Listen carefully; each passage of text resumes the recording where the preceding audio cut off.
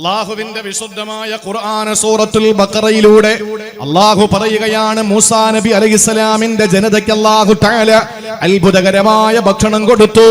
ബാളിയൂരിൽ നമ്മൾ ചോദിക്കുകയാണ്, റേഷൻ കടയിൽ പോകാതെ, അല്ലെങ്കിൽ പലവ്യഞ്ജന കടയിൽ പോകാതെ, ഏതെങ്കിലും സ്റ്റോറിൽ പോകാതെ, ഏതെങ്കിലും മാർക്കറ്റിൽ പോകാതെ, ഏതെങ്കിലും ഹൈപ്പർ മാർക്കറ്റിലോ സൂപ്പർ മാർക്കറ്റിലോ പോകാതെ, ഏതെങ്കിലും കടയിൽ ചെന്ന് സാധനം വാങ്ങാതെ പടച്ചോ നൂലിക്കെട്ടി ഇറക്കി തരുവോടോ ഭക്ഷണമെന്ന് ചോദിക്കാറുണ്ടല്ലോ. അങ്ങനെ ഇറക്കി കൊടുത്തിട്ടുണ്ട് പടച്ച തമ്പുരാൻ. ആർക്കെന്നറിയോ? മൂസാ നബിയുടെ ജനതയ്ക്ക് അല്ലാഹു കൊടുത്ത ഭക്ഷണം ഏതാ? മന്ന് സൽവ എന്ന് പറയുന്ന ഭക്ഷണം. ഒരുതരം കാടപ്പക്ഷിയുടെ ഇറച്ചിയാണ്, ഒരുതരം മധുരമായ പലഹാരമാണ്. ഇത് അല്ലാഹു ഇറക്കി കൊടുത്തത് ഏതെങ്കിലും മാവേലി സ്റ്റോറിലല്ല, ഏതെങ്കിലും റേഷൻ കടയിലല്ല, ഏതെങ്കിലും ഹൈപ്പർ മാർക്കറ്റിൽ നിന്നല്ല, ഏതെങ്കിലും സൂപ്പർ മാർക്കറ്റിൽ നിന്നല്ല. അല്ലാഹു ഇറക്കി കൊടുത്തത് എവിടെ നിന്നറിയോ? വൻസൽനാ അലൈഹിമുൽ മന്ന വസ്സൽവാ. ആകാശത്തിൽ നിന്ന് പടച്ച തമ്പുരാൻ അവർക്ക് സുഭിക്ഷമായ ഭക്ഷണം ഇറക്കി കൊടുത്തു. ഇതങ്ങോട്ട് തിന്നിട്ട് ഇവരുടെ എല്ലിന്റെ ഇടയിൽ കയറാൻ തുടങ്ങി. ആ ജനത മൂസാ നബിയുടെ മുന്നിൽ വന്നിട്ട് പറഞ്ഞു, പടച്ചവനോട് പറയണം, മൂസാ തിന്ന് ഞങ്ങൾ മടുത്തു, അതുകൊണ്ട് ഞങ്ങൾക്ക് ഈ ഇറച്ചിയൊന്നും വേണ്ട. ഇനി ഞങ്ങൾക്ക് വേണ്ടത് ഞങ്ങൾക്ക് പച്ചക്കറി വല്ലതും ഉണ്ടെങ്കിൽ താ, നോൺ വെജ് വേണ്ട, ഞങ്ങൾക്ക് വെജ് മതി എന്ന് പറഞ്ഞിട്ട് മൂസാ നബിയുടെ മുന്നിലേക്ക് വരുന്ന സൂറത്തുൽ ബഖറ പറയുകയാണ്,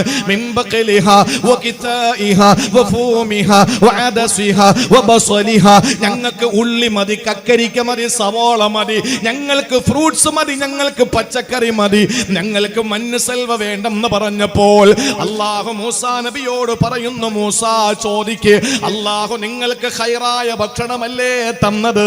ഖൈറായ ഭക്ഷണം പച്ചക്കറിയല്ലടോ. അതാര് പഠിപ്പിച്ചതാണ്? അല്ലാഹുവിന്റെ ഖുർആൻ പറഞ്ഞു, ഇറച്ചി തന്നെയാണ് ഖൈറ്, പച്ചക്കറിയല്ല. നാളെ എന്റെ നേരെ പൊങ്കാലയിട്ടാരും വരികയൊന്നും വേണ്ട, നിങ്ങൾ ഖുർആൻ പഠിച്ചാ മതി. ആ സമയത്തിരുന്ന് അല്ലാഹു ചോദിക്കുന്നു, അല്ലാഹു ചോദിക്കുന്ന, നിങ്ങൾക്ക് ഖൈറായതിന് നിങ്ങൾ പകരമാക്കുകയാണോ? ഖൈറായത് കാടപ്പക്ഷിയുടെ ഇറച്ചിയാണ്, ഖൈറല്ലാത്തത് പച്ചക്കറിയാണ്. എന്തേ നിങ്ങൾ പച്ചക്കറി വേണമെന്ന വാശി നിങ്ങൾക്ക് എന്തുകൊണ്ടാണ് വെജിറ്റബിൾ മതി എന്ന് നിങ്ങൾ പറയുന്നത്? അവര് പറഞ്ഞു, ഞങ്ങൾക്കത് മതി. അല്ലാഹു കൊടുത്ത നിഅമത്തുകളിൽ, പടച്ച തമ്പുരാൻ കൊടുത്ത നിഅമത്തുകളിൽ അവര് തൃപ്തിപ്പെടാതെ വന്നപ്പോ അല്ലാഹുവിന്റെ ഖുർആൻ അവരെ പറ്റി പറഞ്ഞത്, വളുരിബത് അലൈഹിമുദ്ദില്ലതു വൽ മസ്കന വബാഉ ബിഗളബിൻ മിനല്ലാഹ്.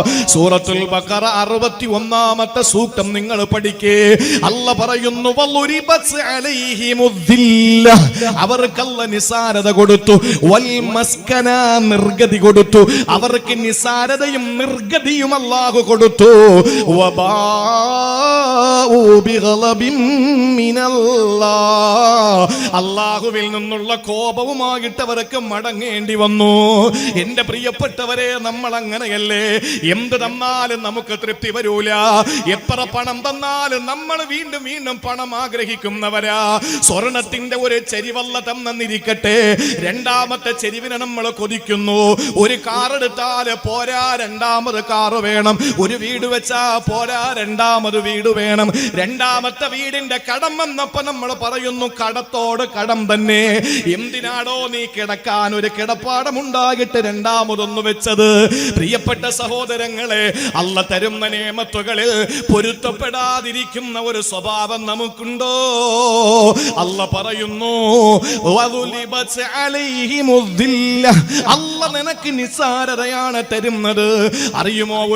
ഒരു ചെറിയ ഖുദ്സിയായ ഹദീസ് ഞാൻ പറയാ. അത് ലൈഫാണെന്ന് പലരും പറഞ്ഞിട്ടുണ്ട്, പക്ഷെ അർത്ഥവത്തായത് കൊണ്ട് ഞാൻ പറയുകയാണ്.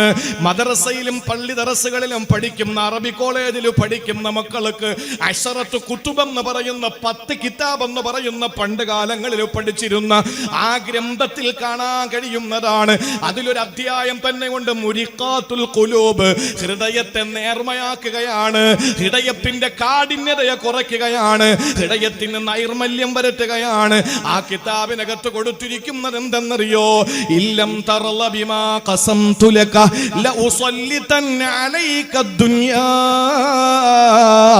തർഖുലു ഫീഹാ കറഖ്ലിൽ വഹ്ശി ഫിൽ ബരിയാ. സഹോദരങ്ങളെ, അല്ലാഹ് പറയുകയാണ്, ഇല്ലം തർല ബിമാ ഖസംതു ലക, നിനക്ക് ഞാൻ ഓഹരി ചെയ്ത് തന്നതിൽ നിനക്ക് പൊരുത്തമില്ലെങ്കിൽ, നിന്റെ ജ്യേഷ്ഠന് നല്ല സമ്പത്ത് ഞാൻ കൊടുത്തു, നിനക്ക് ഞാൻ കുറച്ചേ തന്നിട്ടുള്ളൂ, എനിക്കറിയാം നിനക്ക് കുറച്ചേ തന്നോളൂ എന്നും അവന് കൂടുതൽ കൊടുത്തു എന്നും എനിക്കറിയാം, പക്ഷെ നിനക്ക് ഞാൻ അത്രേ തരാൻ വിധിച്ചിട്ടുള്ളൂ, ആ തന്നതിൽ നിനക്ക് തൃപ്തിയില്ലെങ്കിൽ അല്ലാഹു പറയുന്നില്ല ഉസല്ലിതന്ന അലൈക ദുനിയാ, അല്ലാഹു നിന്നെ ദുനിയാവിനെ അങ്ങോട്ട് അധികാരപ്പെടുത്തി തരും. സുബ്ഹാനല്ലാഹ്. ദുനിയാവ് പിന്നെ നമ്മളെ ഭരിക്കാൻ തുടങ്ങും. എടാ, മടിയിൽ കനമുണ്ടെങ്കിലേ വഴിയിൽ പേടിക്കേണ്ടതുള്ളൂ, അല്ലേ? അരയിൽ കനമുണ്ടെങ്കിലേ വഴി പേടിക്കേണ്ടതുള്ളൂ. നമുക്കിപ്പോ ഈ സമ്പത്തുള്ള ആളുകളൊക്കെ ഇപ്പൊ ആലോചിച്ചൊക്കെ ഇപ്പൊ എന്തായിരിക്കും ചിന്ത? പെണ്ണുങ്ങൾക്കൊക്കെ ചിന്ത, വീട്ടിൽ കള്ളം കയറുവോ, സ്വർണം എടുത്ത് അകത്ത് വെച്ചോ പുറത്തു വെച്ചോ, അലമാരയുടെ താക്കോല് വെളിയിലാണോ അകത്താണോ, 100 ടെൻഷനായിരിക്കും ഇപ്പോ. ഇതൊന്നും ഇല്ലാത്ത റെയിൽവേ പുറംപോക്കുകളിൽ ആരെങ്കിലും വലിച്ചെറിയുന്ന വേസ്റ്റിൽ നിന്ന് വറ്റുകൾ പറക്കിയെടുത്ത് പൊന്നുമക്കളുടെ തൊണ്ട നനച്ചു കൊടുക്കുന്ന പാവപ്പെട്ട ഭിക്ഷാടനം നടത്തുന്ന പട്ടിണി പേക്കോലങ്ങൾക്ക് ഒരു ടെൻഷനും ഇല്ല, ഒരു പ്രയാസവും ഇല്ല. നോട്ട് പിൻവലിച്ചപ്പോൾ ആർക്കാ ടെൻഷൻ? കോടീശ്വരന്മാർക്ക്, മിഡിൽ ലെവലിലുള്ളവർക്ക്. ടെൻഷൻ ഇല്ലാത്തൊരു സമൂഹം ഉണ്ടായിരുന്നു. ആരാ? ഒന്നുമില്ലാത്തവന്. അവൻ എന്ത് ടെൻഷൻ? നോട്ട് നിരോധിച്ചാലെന്താ, നോട്ട് പിൻവലിച്ചാലെന്താ, നോട്ട് പിൻവലിച്ചില്ലെങ്കിൽ എന്താ, കോവിഡ് വന്നാലെന്താ, കോവിഡ് വന്നില്ലെങ്കിൽ എന്താ, എന്തു പറഞ്ഞാൽ എന്ത് വന്നാലും അവൻ പാവപ്പെട്ടവൻ തന്നെ, അവൻ പാവപ്പെട്ടവൻ തന്നെ. എന്റെ സഹോദരങ്ങളെ, അതുകൊണ്ട് നഷ്ടപ്പെടാനുള്ളത് ഒരുപാട് സമ്പാദിച്ചവനാണ്, അല്ലാത്തവന് ഒന്നും നഷ്ടപ്പെടാനില്ല. ദുനിയാവിനെ നിന്റെ മേലെ ഞാൻ അങ്ങോട്ട് അധികാരപ്പെടുത്തും. ദുനിയാവ് നമ്മളെ കാണുമ്പോ ദുനിയാവ് നമ്മളെ കൂടെ വരണം, അല്ല നമ്മൾ ദുനിയാവിന്റെ പുറകെ പോകരുത്, ദുനിയാവിന്റെ പുറകെ നമ്മൾ പോകരുത്. മഹാന്മാരൊക്കെ, ഒരുപാട് മഹാന്മാര് ദുനിയാവ് വേണ്ടെന്ന് പറഞ്ഞവരാണ്, ദുനിയാവ് വേണ്ടെന്ന് പറഞ്ഞവരാണ്. അവര് ദുനിയാവ് വേണ്ടാന്ന് പറയുമ്പോഴും ആളുകൾ ഇങ്ങനെ ഉള്ളം കയ്യിൽ കൊണ്ട് നടക്കുക. തങ്ങളെ, ഉസ്താദേ, നിങ്ങൾക്ക് എന്താ വേണ്ടത്? ഇത് കാണുമ്പോൾ ചിലർക്ക് അങ്ങോട്ട് കുരു പൊട്ടി ഒലിക്കുക. കാരണം എന്താ? ഉസ്താദന്മാർക്ക് എന്തെങ്കിലും കിട്ടുമ്പോൾ ഈ കുറ്റം പറയുന്ന ആളുകൾക്കൊക്കെ പറയാൻ പറ്റുന്നത് ഒറ്റ കാര്യമാണ്. എന്താണെന്നറിയോ? ഇവനൊന്നും പണിയെടുക്കാതെ ഭക്ഷണം കഴിക്കുന്നു, പണിയെടുക്കാതെ പൈസ കിട്ടുന്നു എന്നാണ് പരാതി പറയുന്നത്. ഈ ദീനീ പ്രബോധകരെ പറ്റി കേരളത്തിൽ ഇപ്പൊ പറയുന്ന ആളുകൾ എന്താ പറയുന്നതെന്നറിയോ? അവര് മോശക്കാരെന്നോ, അവര് കള്ളു കുടിക്കുന്നെന്നോ, അവര് വ്യഭിചരിക്കുന്നെന്നോ, അവര് ശിർക്ക് ചെയ്യുന്നെന്നോ ഒന്നും പരാതിയില്ല, അതൊന്നും പ്രശ്നമല്ല, അതൊന്നും പറയുന്നുമില്ല. പക്ഷെ അവർ പറയുന്നത് എന്താ? നിങ്ങൾക്ക് ശരീരം അനങ്ങാതെ പൈസ കിട്ടുന്നു, ശരീരം അനങ്ങാതെ ഭക്ഷണം കിട്ടുന്നു, അതിന് അസൂയപ്പെട്ടിട്ട് കാര്യമില്ലടോ. നല്ല സമയത്ത് പഠിക്കണമായിരുന്നു, നല്ല സമയത്ത് പഠിക്കണമായിരുന്നു. അന്ന് പഠിക്കാൻ നീ തയ്യാറായില്ല, അതിന്റെ കുഴപ്പമല്ലേ? കഷ്ടപ്പെട്ട് പഠിക്കുന്ന ഇരിക്കുന്ന ആലിമീങ്ങളൊക്കെ ചൊറിയും കുത്തി പഠിച്ചവരാണ്. 8 കൊല്ലം പള്ളി ദറസിലും 2 വർഷം യൂണിവേഴ്സിറ്റികളിലും പഠിച്ച ഈ പണ്ഡിതന്മാര്, വാപ്പാക്ക് വയറുവേദന വന്നാൽ ഉസ്താദ് വിടൂല, ഉമ്മാക്ക് ഊരവേദന വന്നാൽ ഉസ്താദ് വിടൂല, പെങ്ങൾക്ക് പ്രസവ വേദന വന്നാൽ ഉസ്താദ് വിടൂല, ആ സമയത്ത് കല്യാണങ്ങൾ വന്നാൽ വിടൂല. അച്ചടക്കത്തോടെ പള്ളി ദറസുകളിലും അറബി കോളേജുകളിലും എല്ലാം ക്ഷമിച്ചും സഹിച്ചും പൊറുത്തും ഒക്കെ പഠിക്കുന്ന പാവപ്പെട്ട പണ്ഡിതന്മാർ. ആ പണ്ഡിതന്മാര് അവസാനം ആദ്യം കൈക്കും പിന്നെ മതിരിക്കുമെന്ന് പറഞ്ഞ് പള്ളി ദറസുകളിൽ നമ്മളെ ഉസ്താദുമാർ ഉപദേശിക്കാറുണ്ടായിരുന്നു. ഇന്ന് നിങ്ങൾക്ക് വല്ലാത്ത കയ്പാണിത്, പക്ഷെ മക്കളെ, നിങ്ങൾക്ക് മതിരിക്കുന്ന ഒരു ദിവസം ഉണ്ടാകും. ഈ സമൂഹത്തിലേക്ക് നിങ്ങൾ ഇറങ്ങി ചെല്ലുമ്പോ, ഉസ്താദെ ഞങ്ങൾ കൊണ്ടുപോകാം ഭക്ഷണം കഴിക്കാൻ, ഉസ്താദെ ഞങ്ങൾ കൊണ്ടുപോകാം വെള്ളം കുടിക്കാൻ, ഉസ്താദെ ഞങ്ങൾ വണ്ടിയിൽ കയറണം എന്ന് പറഞ്ഞ് വരുന്നത് കാണുമ്പോ അസൂയപ്പെട്ടിട്ട് കാര്യമില്ലടോ. നല്ല സമയത്ത് പഠിക്കണമായിരുന്നു. ഇനിയിപ്പോ ഈ അസൂയയും കഷണ്ടിക്കും കുശുമ്പിനും മരുന്ന് കണ്ടുപിടിച്ചിട്ടില്ല എന്ന് പറയുന്നത് പോലെ, ഈ കഴുത കാമം കരഞ്ഞു തീർക്കുമെന്ന് പറയുന്നത് പോലെ ഇങ്ങനെ സങ്കടപ്പെട്ട് നടക്കാതെ നിന്റെ മക്കളെങ്കിലും ഒന്ന് പഠിപ്പിക്കാൻ ശ്രമിക്കേ. അപ്പൊ നിന്റെ മക്കളെങ്കിലും ഇതൊന്ന് സൂചിച്ചോട്ടെ. ഇതിന് അസൂയപ്പെടുന്ന എന്തിനാണ്? എന്റെ പ്രിയമുള്ള സഹോദരങ്ങളെ, ഇതൊക്കെ അല്ലാഹു തആല തരുന്നത്, പടച്ചോൻ തരുന്ന ഒരു ഫളിലാണ്. അല്ലാഹു തരുന്ന ഒരു ഫളിലാണ്. ഞാൻ ചോദിക്കട്ടെ, തിരുവനന്തപുരം ജില്ലയിലുള്ള എന്നെ ഈ കാസർഗോഡ് ജില്ലയിൽ ഇങ്ങേ അറ്റം കർണാടകയോട് തൊട്ടുരുമി കിടക്കുന്ന ഈ പ്രദേശത്ത് വഴലിന് വിളിച്ചത് ഇവിടെ പണ്ഡിതന്മാരില്ലാത്തത് കൊണ്ടാ ആണോ? എന്നെക്കാൾ വിവരമുള്ള, എന്നെക്കാൾ ഇബാദത്തുള്ള, എന്നെക്കാൾ പ്രൗഢമായ നിലയിൽ പ്രഭാഷണം നടത്താൻ കഴിവുള്ള ആളുകളായി ഇരിക്കുന്നത്. പക്ഷെ എന്താണ് അവരെ വിളിക്കാതെ എന്നെ വിളിച്ചത്? അള്ളാഹു എനിക്ക് തന്നൊരു ഫളല്, എനിക്ക് റബ്ബ് തന്നൊരു ഭാഗ്യം. ആ ഭാഗ്യം കണ്ടിട്ട് ആളുകൾക്ക് എന്തിനാണ് അസൂയ? അതിന്റെ ആവശ്യമില്ലല്ലോ. എന്റെ പ്രിയമുള്ള സഹോദരങ്ങൾ, മനസ്സിലാക്കാൻ വേണ്ടി ഞാൻ പറഞ്ഞു വന്ന കാര്യം, സഹോദരങ്ങളെ, അള്ളാഹു നമുക്ക് തരുന്ന അനുഗ്രഹങ്ങൾ, ആ അനുഗ്രഹങ്ങൾ ദുനിയാവ് നമുക്ക് വേണ്ടാന്ന് വെച്ച കൂടെ വരാൻ തുടങ്ങും. ദുഷ്ടശ്വാനനെ പോലെയാണ്. റോഡിലൂടെ നമ്മൾ നടന്നു പോകും. എന്താ പട്ടിയുടെ പ്രത്യേകത? നമ്മൾ ഓടിയാ കൂടെ ഓടും, നമ്മൾ തിരിഞ്ഞ് അങ്ങോട്ട് ഓടിയാ പട്ടി നമ്മുടെ മുമ്പേ അങ്ങോട്ട് ഓടും. അതാണ് നായയുടെ, തെരുവ് നായയുടെ സ്വഭാവം. ഭയങ്കര മൂച്ചോടുകൂടി നമ്മുടെ നേരെ ഇങ്ങനെ വരും. നമ്മൾ ഓടിയാ കൂടെ ഓടും. എന്നാ നീ ഒന്ന് പാടാ എന്നും പറഞ്ഞ് തിരിഞ്ഞങ്ങോട്ട് നിന്ന് നോക്കിയേ, പട്ടി അവിടെ നിൽക്കും. നമ്മൾ അങ്ങോട്ട് പോയാലോ പട്ടി അങ്ങോട്ട് പോകും. ഇതാണ് ദുനിയാവ്. നമ്മൾ ദുനിയാവിന്റെ പുറകെ പോയാൽ ദുനിയാവ് നമ്മളെ കൊണ്ട് ഇങ്ങനെ കൊണ്ടുപോകും. എത്ര കിട്ടിയാലും ആർത്തി തീരൂല. നമ്മൾ വിചാരിക്കും നമുക്കൊന്നും കിട്ടുന്നില്ല എന്ന്. കിട്ടുന്നുണ്ട്, പക്ഷേ നമുക്ക് മതിയാവുന്നില്ല. പക്ഷെ ദുനിയാവ് വേണ്ട, പോടാ നിന്റെ പണി നോക്കി. തൊല്ലക്കു ദുനിയാ വഖാഫുൽ ഫിതനാ ഇന്ന ലില്ലാഹി ഇബാദൻ ഫുതനാ തൊല്ലക്കു ദുനിയാ വഖാഫുൽ ഫിതനാ. അല്ലാഹുക്ക് കുറെ ദാസന്മാരുണ്ട്, ഉലമാക്കൾ, ഔലിയാക്കൾ, ആരിഫീങ്ങൾ, മഹാന്മാരായ ഉഖറവിയായ പണ്ഡിതന്മാര് അല്ലാഹുണ്ട്. ഇന്നലില്ലാഹി ഇബാദൻ ഫുതന, അവര് ബുദ്ധിമാന്മാരാണ്. അവരുടെ ബുദ്ധി എങ്ങനെയാണ് വെളിവായത്? തൊല്ലഖു ദുനിയാ, ദുനിയാവിനെ മുത്തലാഖ് ചൊല്ലി ദുനിയാവ് വേണ്ടാന്ന് വെച്ചു. വഖാഫുൽ ഫിതന, ആ ദുനിയാവിന്റെ ഫിത്നയെ പേടിച്ചു. അപ്പോഴോ ദുനിയാവ് ഒന്ന് പറയാൻ, നിങ്ങൾക്ക് എന്ത് വേണം. ഞാൻ പറഞ്ഞ സംഘടനയായി പോകുമെന്ന് പേടിച്ചിട്ട് ഞാൻ ഒന്നും പറയുന്നില്ല. നിങ്ങൾ അങ്ങനെയാണല്ലോ, ഒന്നും മിണ്ടാൻ പറ്റൂല. നിങ്ങളെ കുഴപ്പമൊന്നും ഉണ്ടാക്കൂല. ഞാൻ ഒരു കാര്യം പറയാം. ഈ അടുത്ത സമയത്ത് കണ്ടത്, സമസ്ത കേരള ജമിയത്തുൽ പ്രസിഡന്റായിരുന്ന ആനക്കര കോയക്കുട്ടി ഉസ്താദിന്റെ ചെറിയ വീടാന്നാ ഞാൻ കേട്ടത്. 100 കണക്കിന് ആളുകൾ സമസ്തയുടെ മക്കൾ വന്നിട്ട് പറയാണ്, ഉസ്താദ് ഞങ്ങൾ വീട് വെച്ച് തരാം. അതൊന്നും അവർക്ക് വേണ്ട. നമ്മളോടെങ്ങാനും പറഞ്ഞാന്ന് ആലോചിച്ച് നോക്കിയേ, 1 വെച്ച് തരുമോ 2 വെച്ച് തരുമോ? അത് നമ്മളെ ചോദ്യം. കാന്തപുരം AP അബൂബക്കർ ഉസ്താദിന് തമിഴ്നാട്ടില് 50 കോടി രൂപയും 50 ഏക്കറും 10 കോടി രൂപയും. 50 ഏക്കറും 10, എനിക്കറിയാൻ ഈ വിവാദമാവുമെന്ന്. നിങ്ങൾ വിവാദമാക്കുമെന്നല്ല, ഇതാണല്ലോ വേറെ ഒരു കുത്തിത്തിരിപ്പിന്റെ ആളുകൾക്ക്. ഇതാണ് ഞാൻ പറഞ്ഞത്, ഹക്കായ കാര്യമാണ്. അതുകൊണ്ടാണ് രണ്ടും പറഞ്ഞത്. സമസ്തയുടെ AP EKയും പറഞ്ഞത് അതുകൊണ്ടാ. ഉലമാക്കൾക്ക് കുഴപ്പമൊന്നുമില്ല. AP ഉസ്താദിന് തമിഴ്നാട്ടിൽ ചെന്നപ്പോ തമിഴ്നാട്ടിലെ ഒരു വലിയ മുതലാളി 10 കോടി രൂപയും 50 ഏക്കറും എന്നിട്ട് പറഞ്ഞു, നിങ്ങളുടെ കേരളത്തിലെ സ്ഥാപനം പോലെ ഞങ്ങൾക്ക് ഇവിടെ സ്ഥാപനം വേണം. ഉലമാക്കളുടെ പിന്നാലെ പണമായിട്ട് ആൾക്കാർ വരും. അതിന് അസൂയപ്പെട്ടിട്ട് കാര്യമില്ല. അതെന്തുകൊണ്ടാണ്? ദുനിയാവ് വേണ്ടാന്ന് വെച്ചത് കൊണ്ടാണ്. ആ ദുനിയാവ് വേണ്ട എന്ന് വെക്കുന്നവർക്ക് അല്ലാഹു തആല ദുനിയാവിനെ കൊടുക്കും. ഇനി ദുനിയാവ് വേണമെന്ന് വെച്ചാലോ,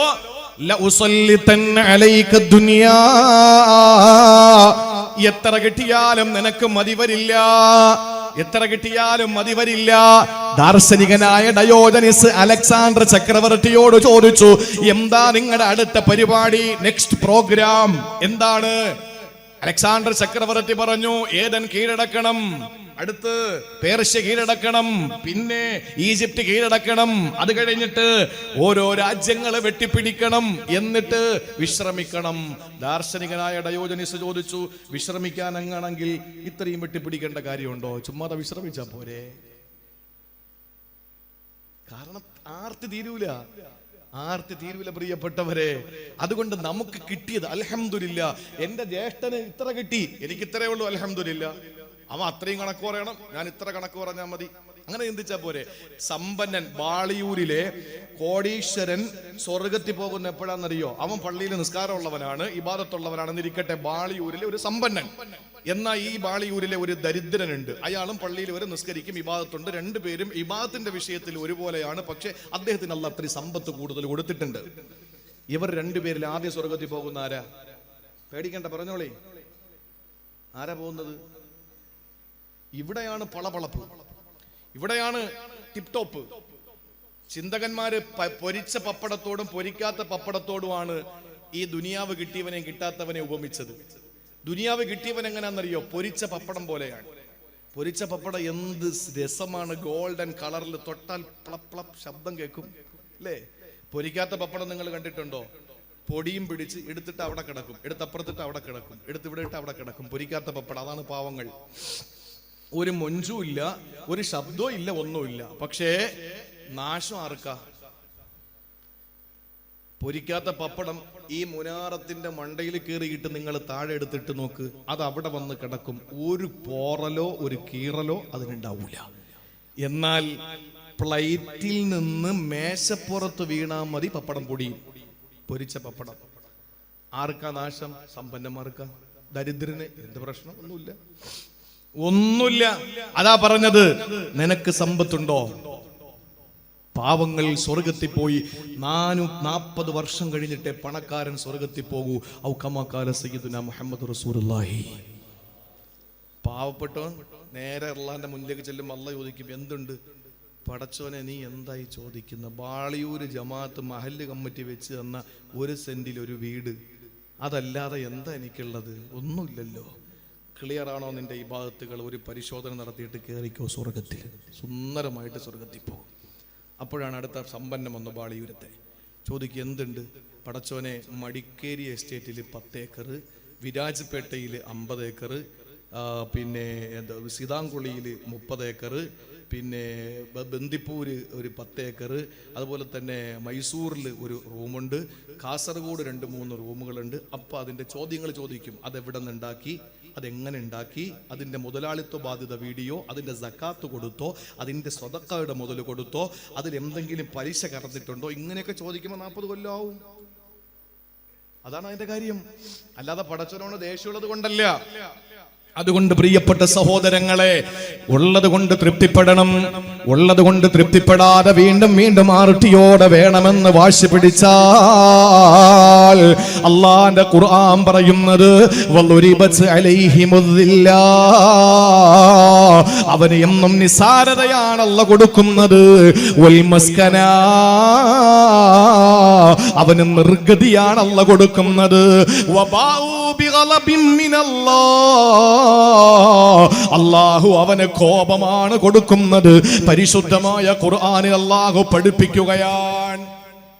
ഒന്നാമത്തെ കാര്യം, ആർക്ക് വേണ്ടിയിട്ടാ ആകാശഭൂമി കരയുന്നത്? ലി അസീസിൻ ദല്ല, ഉന്നതൻ ഇപ്പോൾ ഏറ്റവും നിസാരനായി, അവനെ കണ്ടിട്ട് കരയാൻ. അതിന്റെ കാരണങ്ങളാണ് ഞാൻ പറഞ്ഞത്. ഇനി രണ്ടാമത് കേൾക്കണ്ടേ? ഇനി ആരെ കണ്ടിട്ടാ ആകാശഭൂമികളും സർവ്വചരാചരങ്ങളും കരയുന്നത്? അവൻ ഇന്നലെ സമ്പന്നനായിരുന്നു, ഇന്ന് ദരിദ്രനാണ്. ഇന്നലെ സമ്പന്നനായിരുന്നു, ഇന്ന് ദരിദ്രനാണ്. അവനെ കണ്ടിട്ട് കരയുന്നത് ആകാശഭൂമികളാണ്. സഹോദരങ്ങളെ, എങ്ങനെയാണ് അല്ലാഹു തആല ഒരു മനുഷ്യനെ ദരിദ്രനാക്കുന്നതെന്നറിയോ? അതും കൂടെ പഠിച്ചോ. നമ്മുടെ കയ്യിലിരിപ്പ് കൊണ്ടാണ് അവനവൻ ചെയ്യുന്ന പ്രശ്നങ്ങളുടെ പേരിലാണ് അല്ലാഹു തആല അവന് പണിഷ്മെന്റ് കൊടുക്കുന്നത്. ഇന്നലെ അവൻ വലിയ സമ്പന്നനായിരുന്നു, ഇന്ന് ദരിദ്രനാകിട്ട് അല്ലാഹു മാറ്റിമറിക്കും. അങ്ങനെ ദരിദ്രനായ മനുഷ്യനെ കണ്ടിട്ട് ആകാശഭൂമികൾ കരയും. ആ കരച്ചിൽ അല്ലാഹുവിന്റെ റസൂൽ പറയുന്നു, ഇന്നലെ സമ്പന്നൻ, ഇന്ന് ദരിദ്രനാണ്. എന്താ ദരിദ്രനാവാനുള്ള കാരണം എന്നറിയോ? അതും കൂടെ പഠിച്ചോ. എന്താ ദരിദ്രനാകാനുള്ള കാരണം? ഇന്നലെ സമ്പന്നനായിരുന്നു, ഇന്ന് ദരിദ്രനാകാനുള്ള കാരണം എന്താ? വമൻ അഅറള അൻ ദിക്രി فإن له معيشة ضنكا ونحشره يوم القيامة أعمى. വിശുദ്ധ ഖുർആൻ സൂറത്തു ത്വാഹ 124-ാമത്തെ വചനത്തിലൂടെ അല്ലാഹ് പഠിപ്പിക്കുകയാണ്, വമൻ അഅറള അൻ ദിക്രി ഫഇന്ന ലഹു മഈസത്തൻ ലങ്കാ. ആര് പടച്ചവന്റെ ദിക്റിൽ നിന്ന് തെറ്റി നടക്കുന്നുണ്ടോ, ആര് അല്ലാഹുവിനെ വിസ്മരിക്കുന്നുണ്ടോ, ഫഇന്ന ലഹു മഈസത്തൻ ലങ്കാ, അവന്റെ ജീവിതത്തെ അല്ലാഹു തആല ഇടുക്കമാക്കുന്നതാ. മുഫസ്സിരീങ്ങൾ പേജുകൾ മാറ്റി വെച്ചിട്ടുണ്ട് ഇതിനെ വിശദീകരിക്കാൻ. മുഴുവൻ മുഫസ്സിരീങ്ങളും പറയുന്നത് ഖബറിന്റെ ഇടുക്കമാണെന്നാണ്. എന്നാൽ എണ്ണപ്പെട്ട മുഫസ്സിറുകൾ പറഞ്ഞത് മഈശത്തൽ ലങ്കാ, അവന്റെ ജീവിതത്തെ ഇടുക്കമാക്കുമെന്ന് പറഞ്ഞത് ഈ ദുനിയാവിൽ അവന് എന്തൊക്കെ ഉണ്ടെങ്കിലും അല്ലാഹു ദാരിദ്ര്യം കൊടുക്കുന്നതാ, അല്ലാഹു ദാരിദ്ര്യം കൊടുക്കുന്നതാ. ഒരു നാടിനെ പറ്റി മക്കയാണെന്നാണ് ഭൂരിപക്ഷ അഭിപ്രായം. അല്ലാഹ് പറഞ്ഞതെന്തെന്നറിയോ, വലറബല്ലാഹു മസലൻ ഖറിയതൻ കാനത് ആമിനതൻ മുത്മഇന്ന. അല്ലാഹു പറയുന്ന ഒരു നാടിന്റെ ഉപമ ആമിനതൻ മുത്മഇന്ന, ആ നിർഭയമുള്ള മണ്ണായിരുന്നു ആ മണ്ണ്. ആ മണ്ണിന് എന്ത് സംഭവിച്ചു, യതിഹാ റിസ്ഖുഹാ റഗദാ മിൻ കുല്ലി മകാൻ, നാല് ഭാഗത്ത് നിന്ന് മനോഹരമായ ഭക്ഷണം അവിടെ എത്തുമായിരുന്നു. ഫകഫറതു ബിഅൻഉമില്ലാ, ആ ജനത അല്ലാഹുവിനെ നന്ദികേട് കാണിച്ചപ്പോ, ആ ജനത അല്ലാഹുവിനോട് നന്ദികേട് കാണിച്ചപ്പോ, നാനാ ഭാഗങ്ങളിൽ നിന്ന് വന്നുകൊണ്ടിരുന്ന ഭക്ഷണ പദാർത്ഥങ്ങൾ തിന്നുകൊണ്ട് ആ നാട് നിർഭയത്വത്തിന്റെ മണ്ണായിരിക്കവേ ഫകഫറതു ബിഅൻഉമില്ലാ, അല്ലാഹുവിനോടുള്ള ആ പടച്ചവനോടുള്ള കടമ പൂർത്തീകരിക്കാതെ അല്ലാഹുവിനെ മറന്നുകൊണ്ട് അവന്റെ നിഅമത്തുകളെ പള്ളി പറഞ്ഞുകൊണ്ട് ജീവിച്ചപ്പോ അല്ലാഹുവിന്റെ ഖുർആൻ പറയുന്നു, വിശപ്പിന്റെ വസ്ത്രം അവരെ അല്ലാഹു അണിയിപ്പിച്ചു.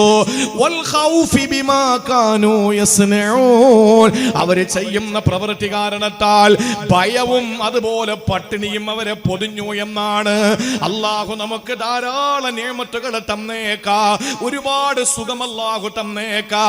എപ്പോഴാണോ റബ്ബിനെ നമ്മൾ മറക്കുന്നത്, എപ്പോഴാണോ പടച്ചവനെ നമ്മൾ മറക്കുന്നത്, എവിടെയാണോ അല്ലാഹുവിനെ നമ്മൾ വിസ്മരിക്കുന്നത്, ആ നിമിഷം അല്ലാഹു നമുക്ക് തരുന്നത് ലിബാസൽ ജൂ, വിശപ്പിന്റെ വസ്ത്രമാണെന്ന് പരിശുദ്ധ ഖുർആൻ. അല്ലാഹനെ മറന്നിട്ട് ഒന്നും നമ്മൾ ചെയ്യരുത്. ചെയ്താൽ അല്ലാഹു തആല ഇന്നലഹു മഈശത്തൽ ലങ്കാ, ജീവിതത്തെ ഇടുക്കമാക്കി കളയും. ഇതിനോട് ചേർത്ത് പറയാൻ ഒരു സംഭവം ഞാൻ പറയട്ടെ. ഒരിക്കൽ ഒരു വാപ്പയുടെ അടുക്കൽ ഒരു മകള് വന്നിട്ട് പറഞ്ഞു, വാപ്പാക്ക് മകൾക്ക് എന്തെങ്കിലും സംഭവിച്ച വാപ്പാക്ക് സഹിക്കൂല. ദാ ഇരിക്കുന്ന താജുദ്ദീൻ സാഹിബ് നെല്ലിക്കട്ട എന്റെ പ്രിയപ്പെട്ട സ്നേഹിതനാണ്. അദ്ദേഹം നെല്ലിക്കട്ടയിൽ അദ്ദേഹം വളരെ യാതൊരു നിലയിലുള്ള ഒരു ദാരിദ്ര്യമോ വിഷമമോ ഒന്നുമില്ലാത്ത നിലയിൽ അല്ലാഹു ഒരുപാട് സൗഭാഗ്യങ്ങൾ കൊടുത്ത മനുഷ്യനാണ്. അദ്ദേഹത്തിന് 3 പെൺകുട്ടികളും ഒരു മകനുമാണ്. മൂത്ത മകളെ കല്യാണം കഴിപ്പിച്ചയച്ചു. ആ കുട്ടിക്ക് ഏതാനും വർഷങ്ങൾക്ക് മുമ്പ് ഒരു ചെറിയ കഴുത്തിന്റെ ഭാഗത്തൊരു ട്യൂമർ കണ്ടു. ആ പ്രിയപ്പെട്ട സഹോദരി കഴുത്തിന്റെ ഭാഗത്ത് ട്യൂമർ വന്ന് ആ സഹോദരിയുടെ രോഗം മൂർച്ഛിക്കുകയും അവസാനം ബാംഗ്ലൂരിലെ മണിപ്പാൽ ഹോസ്പിറ്റലിൽ ഏറ്റവും വിദഗ്ധനായ ഡോക്ടർ പറഞ്ഞു 20 ലക്ഷം രൂപ ചെലവഴിച്ച് 13 മണിക്കൂർ നീണ്ടു നിൽക്കുന്ന ഒരു ശസ്ത്രക്രിയ നടത്തിയാൽ ആ ഭാഗത്തുള്ള എല്ലാ ട്യൂമറിനെയും എടുത്ത് നീക്കം ചെയ്ത് റിമൂവ് ചെയ്ത് നിങ്ങളുടെ മകൾ സേഫായി വരും എന്ന് പറഞ്ഞു. അറിയപ്പെട്ട ഹോസ്പിറ്റലാണ്, വിദഗ്ധരായ ഡോക്ടർമാരാണ്.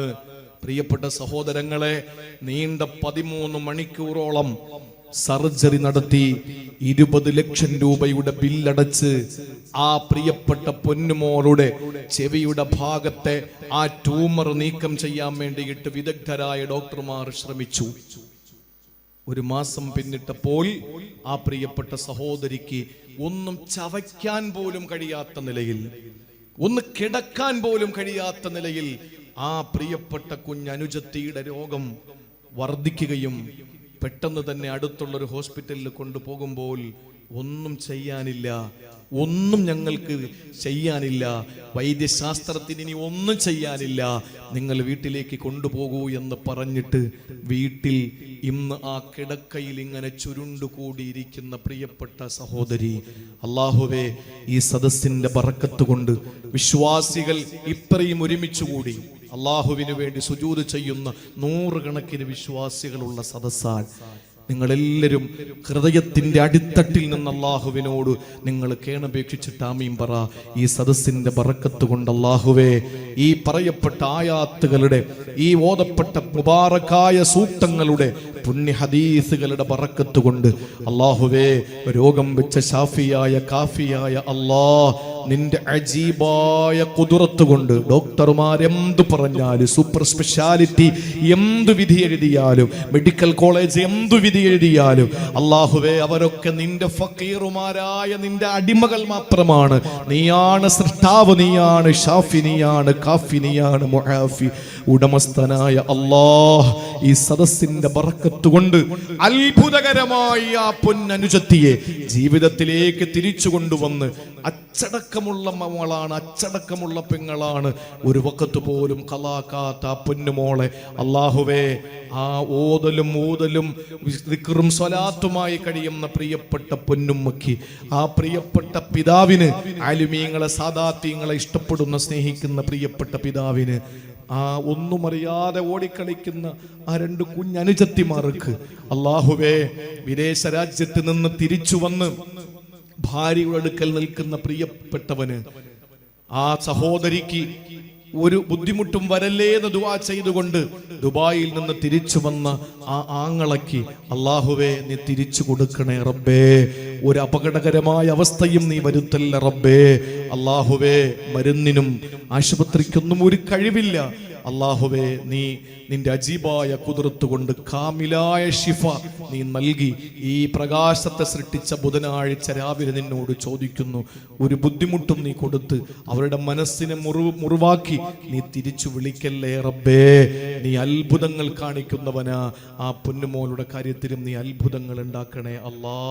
നമുക്ക് ദുആരക്കാൻ സഹോദരങ്ങളെ, എന്ത് ഡോക്ടർമാർ പറഞ്ഞാൽ എന്താ, ഒരു പ്രശ്നമില്ല, നിങ്ങളുടെ മോളെ ഞങ്ങൾ അങ്ങ് സേഫാക്കി തന്നേക്കാം, 20 ലക്ഷം കെട്ടിവെക്കെന്ന് പറഞ്ഞ മണിപ്പാൽ ഹോസ്പിറ്റല്, ബംഗളൂരിലെ മണിപ്പാൽ ഹോസ്പിറ്റല് ഡോക്ടർമാർക്ക് എന്ത് കഴിവാളുള്ളത്? ഒന്നുമില്ല. അങ്ങനെയാണെങ്കിൽ ആ പെങ്ങൾക്ക് ഈ വിഷം അനുഭവിക്കേണ്ടി വരുമോ? ഇല്ല പ്രിയപ്പെട്ടവരെ. മകൾക്കുണ്ടാകുന്ന വേദന ഒരു ഉപ്പാക്ക് സഹിക്കാൻ പറ്റൂലെന്നാണ് ഞാൻ ഈ പറഞ്ഞത്. മകൾക്കുണ്ടാകുന്ന വേദന ഉപ്പാക്ക് സഹിക്കാൻ പറ്റില്ല. ആ മകൾ വന്നിട്ട് ഉപ്പയോട് പറഞ്ഞു, ഉപ്പാ കണ്ടോ വെള്ളം കോരി കോരി കോരി എന്റെ 2 കൈയും പൊട്ടി ഒലിക്കുകയാണ്. മോട്ടോർ സംവിധാനങ്ങളില്ലാത്ത, മറ്റുള്ള ഭൗതിക നൂതന സംവിധാനങ്ങളും ഇല്ലാത്ത ആ പുരാതന കാലം. വാപ്പാന്റെ മുന്നിൽ വന്നിട്ട് പൊന്നുമോള് പറഞ്ഞു, പൊന്നു വാപ്പാ വെള്ളം കോരിയിട്ട് കൈ പൊട്ടുക. വാപ്പാ ആട്ടുകല്ല് പിടിച്ചിട്ട് മിക്സിയും ഗ്രൈൻഡറും ഒന്നും ഇല്ലാത്ത കാലം, എന്റെ കൈ പൊട്ടി ഒലിക്കുക വാപ്പാ. വാഷിംഗ് മെഷീൻ ഒന്നും ഇല്ലാത്ത കാലത്തിൽ വാപ്പയോട് പറയുന്നു, പൊന്നു വാപ്പാ തുണി അലക്കി അലക്കി അലക്കി എന്റെ കൈ പൊട്ടി ഒലിക്കുകയാണ്. എനിക്കൊരു വേലക്കാരിയെ വെച്ച് തന്നൂടെ, നിങ്ങൾക്ക് ഒരു ജോലിക്കാരനെ വെച്ച് തന്നൂടെ?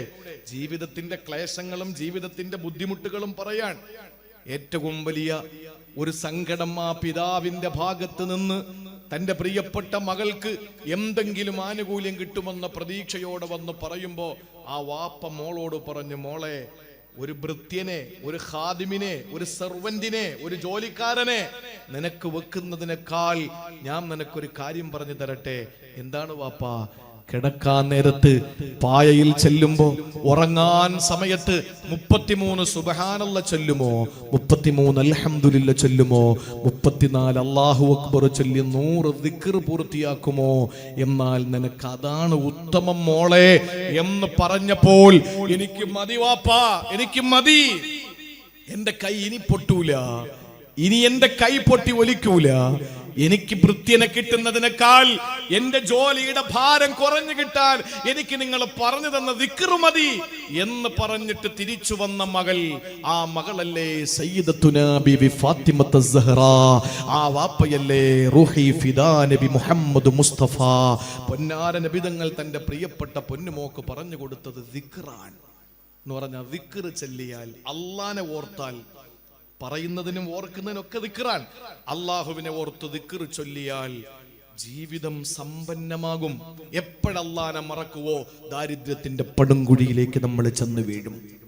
ഒരു കാലത്ത് സമ്പന്നനായിരുന്നു, ഇന്ന് നീ ദരിദ്രനായി. എന്താണ് അതിന് കാരണം? നീ അള്ളാഹുവിനെ മറന്നതാണ്. നീ അള്ളാഹുവിനെ മറന്നതാണ്. പടച്ച തമ്പുരാൻ നമ്മളെ സമ്പൽ സമൃദ്ധിയിലാക്കട്ടെ. ഒരുപാടൊന്നും വേണ്ട പ്രിയപ്പെട്ടവരെ. രവിപിള്ളയെ പോലോ അല്ലെങ്കിൽ അംബാനി അദാനിയൊക്കെ പോലെയോ സമ്പന്നതൊന്നും നമുക്ക് വേണ്ട. അള്ളാഹു തരാതിരിക്കട്ടെ. ഒരൊറ്റ എണ്ണാമയും പറഞ്ഞില്ലല്ലോ. അള്ളാഹു നമുക്ക് സമ്പത്ത് വാരിക്കോരി തരട്ടെ. അതെല്ലാരും പറയും. ഇതാ നമ്മുടെ സ്വഭാവം. നിങ്ങൾക്ക് സൗകര്യം ഉണ്ടെങ്കിൽ ആമീൻ പറ. ഞാൻ ദ്വാരക്കും, പടച്ചോനെ അംബാനിക്ക് കൊടുത്തതോ അദാനിക്ക് കൊടുത്തതോ അല്ലെങ്കിൽ മറ്റു കോടീശ്വരന്മാർക്ക് കൊടുത്തതോ പോലുള്ള സമ്പത്ത് തന്ന് ഞങ്ങൾ ആരെയും നീ പരീക്ഷിക്കല്ലേ റബ്ബേ. അങ്ങനെ ഞങ്ങൾക്ക് സമ്പത്ത് വേണ്ട അല്ലാ. അതൊന്നും ഞങ്ങൾക്ക് നീ തരല്ലേ തമ്പുരാനെ. ആരുടെ മുമ്പിലും കൈനീട്ടാത്ത, ആർക്കും നമുക്കൊരു ഭാരമാകാത്ത, നമ്മൾ ആശ്രയിച്ചു വരുന്നവർക്ക് മനസ്സും കണ്ണും നിറച്ച് കൊടുക്കാൻ പറ്റുന്ന സമ്പൽ സമൃദ്ധി ഞങ്ങൾക്ക് നീ നൽകണേ അല്ലാ. അല്ലാതെ ഒരിക്കലും കോടികൾ തന്നിട്ട് ഞങ്ങളെ നീ നശിപ്പിക്കരുത്. എവിടെയാണോ സമ്പത്ത് കൂടുതൽ കൊടുത്തിട്ടുള്ളത് അവരൊക്കെ പരീക്ഷിക്കപ്പെട്ടിട്ടുണ്ട്. അള്ളാഹു നമ്മളെ കാത്തുരക്ഷിക്കട്ടെ. ഇനി സമ്പത്ത് കിട്ടാനൊരു മാർഗം കൂടെ പറഞ്ഞു തരട്ടോ. ആവശ്യത്തിനുള്ള സമ്പത്ത് വന്നു കയറും. അതിനൊരു കാര്യം ശ്രദ്ധിച്ച് കേട്ടോളി. എല്ലാവരും ഉത്സാഹത്തോടെ ഒന്ന് കേട്ടോളി. ഇന്നത്തെ രാത്രി മുതൽ ചെയ്യണം. അള്ളാഹു തൗഫീക്ക് തരട്ടെ. കയ്യും കാലും ഒന്നും പോക്കാൻ ഞാൻ പറയുന്നില്ല. നിങ്ങൾ ചെല്ലിയാൽ, നിങ്ങൾ അത് ഹയാത്താക്കിയാൽ ഇൻഷാ അല്ലാഹ് നിങ്ങൾക്ക് എന്ത് കിട്ടും? സമ്പത്ത് കിട്ടും. പരീക്ഷിക്കാൻ വേണ്ടി ചെയ്യരുത്. ചിലപ്പോൾ ഉള്ളത് കൂടെ അങ്ങ് പോകും. ഈമാനോടെ, ഇഹ്തിസാബോടെ, പ്രതീക്ഷയോടെ, വിശ്വാസത്തോടെ ചെയ്തോളി. അബ്ദുല്ലാഹി ഇബ്നു മസ്ഊദ് റളിയല്ലാഹു തആല അൻഹു മരണക്കിടക്കയിലാണ്. അദ്ദേഹത്തിന്റെ പെൺമക്കളാണ്. ആ സമയത്താണ് മദീനയുടെ ഭരണാധികാരി ഉസ്മാൻ ഇബ്നു അഫ്ഫാൻ റളിയല്ലാഹു അൻഹു ബൈത്തുൽ മാലിൽ നിന്ന് കുറച്ച് പണവുമായിട്ട് ഇബ്നു മസ്ഊദ് തങ്ങളെ കാണാൻ പോവുകയാണ്. അബ്ദുല്ലാഹി ഇബ്നു മസ്ഊദ് റളിയല്ലാഹു തആല അൻഹുവിന്റെ അടുക്കലെത്തുമ്പോൾ അല്ലാഹുവിന്റെ പ്രിയപ്പെട്ട പ്രവാചകന്റെ സഹാബികളാണ് രണ്ടുപേരും. ഇബ്നു മസ്ഊദ് തങ്ങളോട് രോഗവിവരങ്ങൾ ചോദിച്ചിട്ട് മഹാനായ ഉസ്മാൻ തങ്ങൾ ഒരു പൊതി അങ്ങോട്ട് കൊടുക്കുകയാണ്. ആ സമയത്ത് ഇബ്നു മസ്ഊദ് തങ്ങൾ ചോദിച്ചു, എന്താ അമീറുൽ മുഅ്മിനീൻ ഇത് കുറച്ച് ബൈത്തുൽ മാലിൽ നിന്ന് പണം നിങ്ങൾക്ക് തരികയാണ്. അബ്ദുല്ലാഹി ഇബ്നു മസ്ഊദ് തങ്ങൾ ചോദിച്ചു, ഈ മരിക്കാൻ കിടക്കുന്ന എനിക്കെന്തിന് സമ്പത്ത്? നിങ്ങൾക്കല്ല, നിങ്ങൾ മരിച്ചാൽ അനാഥരാകുന്ന നിങ്ങളുടെ പെൺമക്കളില്ലേ, ആ പെൺമക്കൾക്ക് കൊടുക്കാനാണ് നിങ്ങളെ ഏൽപ്പിക്കുന്നതെന്ന് പറഞ്ഞപ്പോ മരണക്കിടക്കയിൽ കിടന്നുകൊണ്ട് സ്വരസിദ്ധമായ ശൈലിയിൽ അബ്ദുല്ലാഹി ഇബ്നു മസ്ഊദ് റളിയല്ലാഹു തആല അൻഹു പറഞ്ഞതെന്തെന്നറിയോ? എന്റെ മക്കൾക്ക് ദാരിദ്ര്യം വരൂല തങ്ങളെ, എന്റെ പൊന്നുമക്കൾക്ക് ദാരിദ്ര്യം വരൂല ഉസ്മാൻ തങ്ങളെ. ആ വിഷയത്തിൽ നിങ്ങൾക്ക് ആശങ്ക വേണ്ട, പേടി വേണ്ട. ഉസ്മാൻ തങ്ങൾ ചോദിച്ചു, എന്ത് ഉറപ്പാണ് ഇബ്നു മസ്ഊദേ നിങ്ങൾക്കുള്ളത്? അല്ലാഹുവിന്റെ റസൂൽ പറഞ്ഞിട്ടില്ലേ ഉസ്മാൻ, മൻ ഖറഅ സൂറത്തുൽ വാഖിഅ കുല്ല ലൈലത്തിൻ ലം തുസിബ് ആരൊരാളെ കിടക്കാൻ നേരത്തെ രാത്രിയിൽ സൂറത്തുൽ വാഖിയ ഓതുന്നുണ്ടോ ആ വീട്ടില് ദാരിദ്ര്യം വരൂല. എന്റെ പെൺമക്കൾ ഉറങ്ങാൻ കിടക്കുന്നതിന് മുമ്പ് ഈ വാഖിയ എന്ന സൂറ ഓതാത്ത ദിവസമില്ല തങ്ങളെ. അതുകൊണ്ട് എനിക്ക് ഉറപ്പുണ്ട് എന്റെ മക്കൾക്ക് ദാരിദ്ര്യം വരൂല. അതുകൊണ്ട് എനിക്ക് ബൈത്തുൽ മാലിൽ നിന്ന് ഒന്നും വേണ്ടെന്ന് പറഞ്ഞിട്ട് അബ്ദുല്ലാഹി ഇബ്നു മസ്ഊദ് തങ്ങളുടെ മുന്നിൽ പണപ്പൊതിയുമായി വന്നു നിന്ന മദീനയുടെ ഭരണാധികാരിയെ തിരിച്ചുവിട്ട സഹാബിയാണ് അബ്ദുല്ലാഹി ഇബ്നു മസ്ഊദ് റളിയല്ലാഹു അൻഹുമാ. അതുകൊണ്ട് ബാളിയൂരിലെ പെങ്ങളെ, ഇന്നത്തെ രാത്രി നിങ്ങൾ ഉറങ്ങാൻ കിടക്കുന്നതിന് മുമ്പ് ഓദിക്കോ, ഇദാ വഖഅത്തിൽ വാഖിഅ ലൈസ ലിവഖഅതിഹാ കാദിബ ഖാഫിളത്തുർ റാഫിഅ ഇദാ റുജത്തിൽ അർളു റജ്ജാ വബുസത്തിൽ ജിബാലു ബസ്സാ ഫകാനത് ഹബാഅം മുംബത്താ ഇലാ ആഖിരി സൂറ ഫസബ്ബിഹ് ബിസ്മി റബ്ബികൽ അളീം. സൂറത്തുൽ വാഖിയ ഓതിക്കോ. സൂറത്തുൽ വാഖിയ ഓതുന്ന വീട്ടിൽ ദാരിദ്ര്യം ഉണ്ടാവൂല. ഇതൊക്കെ നിരീശ്വരവാദികളോട് പറഞ്ഞാൽ അവർക്ക് തിരിയൂല. ഇത് പറയുന്നത് വിശ്വാസികളോടാണ്. അതുകൊണ്ട് ഈ വർഷം, കഴിഞ്ഞ വർഷം വന്നില്ല, ഈ വർഷം നിങ്ങളുടെ മുന്നിൽ വന്നിട്ട് നിങ്ങൾ ഓതുന്നവരായിരിക്കാം. അൽഹംദുലില്ലാ, അത് മുടങ്ങാതെ ഓതിക്കോ. ഞാൻ അൽഹംദുലില്ലാ, ഞാനിത് പറയുന്ന എന്നെ പറ്റി പറയുന്നതല്ല, ഞാൻ മുടക്കിയിട്ടേയില്ല സൂറത്തുൽ വാഖിയ. നമ്മളിപ്പോ ഒരു കൊല്ലം ഓതി, ആ കൊല്ലം ചിലപ്പോൾ അല്ലാഹു തആല പരീക്ഷിക്കും. കഴിഞ്ഞ വർഷം വരെ ഉണ്ടായിരുന്ന വരുമാനം അങ്ങ് നിലയ്ക്കും. ഒരു വർഷം ഓതി, അപ്പൊ നമ്മൾ പറയും ഇത് ഓതാതിരുന്നപ്പോൾ അൽഹംദുലില്ലാ റാഹത്ത് ഉണ്ടായിരുന്നു, ഓതി എന്ന് തുടങ്ങിയോ അന്ന് എൻ്റെ കയ്യിലെ പൈസയും പോയി. ഇതൊരു ടെസ്റ്റാണ്, ഇതൊരു ടെസ്റ്റ് ഡോസാണ്. പടച്ചോനെ, എൻ്റെ ഡ്യൂട്ടി ഓതല്, നിന്റെ ഡ്യൂട്ടി തരല്. ഞാൻ എൻ്റെ ഡ്യൂട്ടി കൃത്യമായി നിർവഹിക്കുന്നുണ്ട്, നീ നിന്റെ ഡ്യൂട്ടി കൃത്യമായി നിർവഹിക്കണം. അത്രയല്ലേ ഉള്ളൂ. ഞാൻ വാക്ക് പാലിക്കുന്നവനല്ല, പക്ഷെ നീയോ ഇന്നക ലാ തുഖ്ലിഫുൽ മീആദ, നീ വാക്ക് പാലിക്കുന്നവനാണ്. അതുകൊണ്ട് നീ എനിക്ക് തന്നേ പറ്റൂ. ചോദിക്കണം പടച്ചവനോട്. അല്ലാഹു തൗഫീക്ക് തരട്ടെ, അല്ലാഹു തൗഫീക്ക് തരട്ടെ.